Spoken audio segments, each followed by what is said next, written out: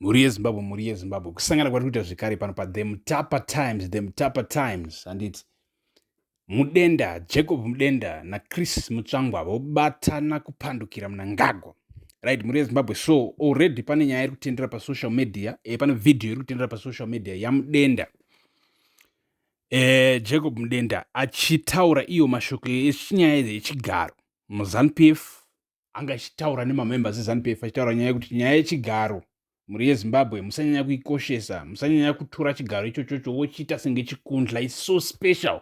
Anga achitaura ari kumaTebeleland achitaura in Ndebele ati ningatati leso sikundla usenze ngati yesako.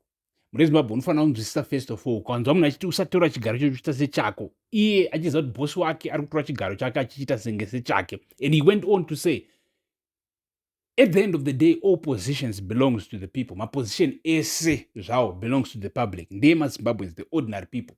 Ndo vakacreate a leader kuti ava leader in this section, in this department, in this, endeavor and whatever. So Mudenda achitaura zvinhu izvi, Chris Mutsvangwa anga achitaura futi similar words. So Chris Mutsvangwa wataura kuti iyo mashoko akafanana nekuti iyo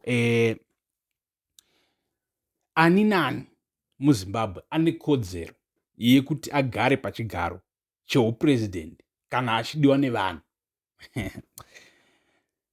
Waendera mberi achiti iyo Zimbabwe inyika ine mutemo.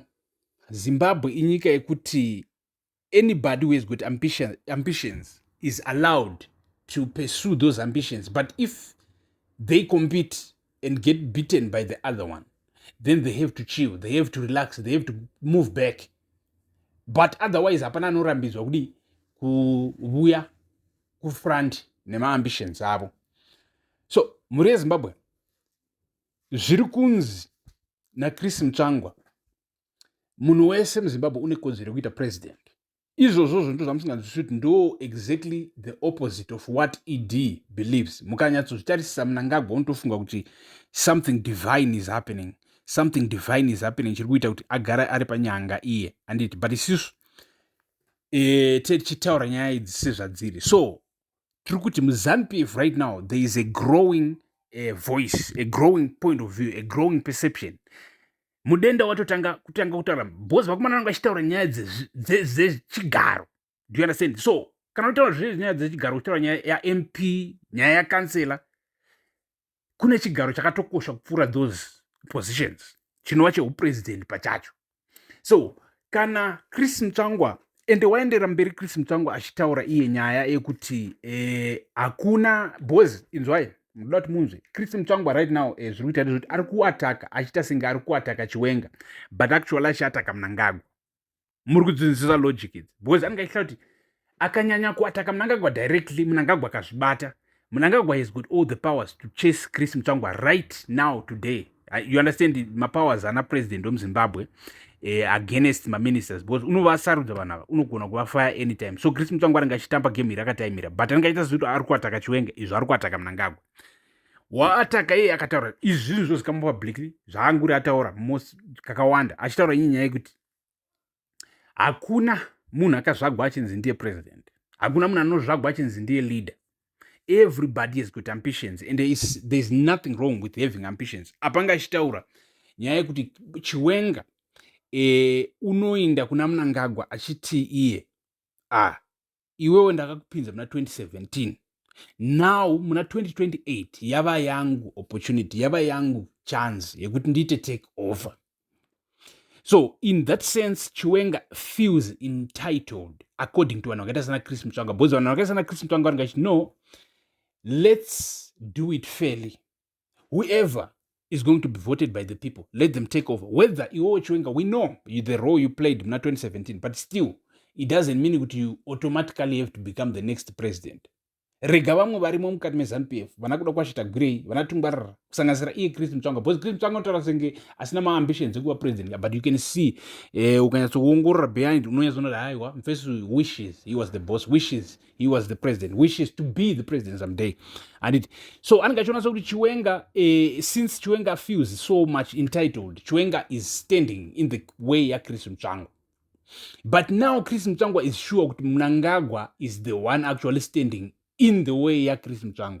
in the way yake kuti asvike pakuita president, because mufesi uyu akudaita president for life. Do you understand? Because vakomana vanga achizvona kuti once ukatendera mufesi uyu kuti achinje mutemo muna 2028 asvike muna 2030, chii chichamutadzisa muna 2030 kuti achinje futi mutemo asvike muna 2032? Do you understand that part? So vakomana vese vakuonera varume vakuru, these are old men experienced with wisdom of years and years and years, so they understand kuti once mufesi uyu achinja mutemo akazvipinza kuna 2030, obviously chachinja futi mutemo ozvipinza muna 2032 2035 zvingoenda zvakadaro, since you will be pointing out my projects, pointing out this and that and that and that. So vana Chris Mutsvango vakutozvona kuti aiwa ivo naMnangagwa they are almost of the same age, so Mnangagwa anokwanisa kutozofaka kuma 90 something zvichireva kuti it's 5 years 6 years plus pamusoro peupenyu hwaChris Mutsvango right now, so achazoitawo president rini. So wakuataka achiti iye Chiwenga hakuna munhu ari entitled kuita president for life kana kuita president. Munhu wese let there be fair competition. ZANU-PF is a constitutional party, and so pakaipa muri yeZimbabwe right now, but tiri kuona kuti ma-tensions ma-factions pakati peZANU-PF pachayo iri yoga ari kukura. Even vamwe vanhu vanga vari kuside raMnangagwa zvekutodaro, they are now starting showing cracks zvokuti they might end up joining with Chiwenga. But tinoramba tichiti peace, let's stay united and have dialogue about everything and solve everything through dialogue, because vamwe vanhu vanenge vachifunga kuti vanogona kushandisa kana kuti zvimwe zvinhu pane pasina zvimwe zvinhu vanogona kushandisa except dialogue and peace, and once the others have dialogue and peace they can defeat even the biggest monster. So garai panapa muRezbo, garai panapa pamutapa, the Mutapa Times, pamunowana ma-updates ese. Stay subscribed.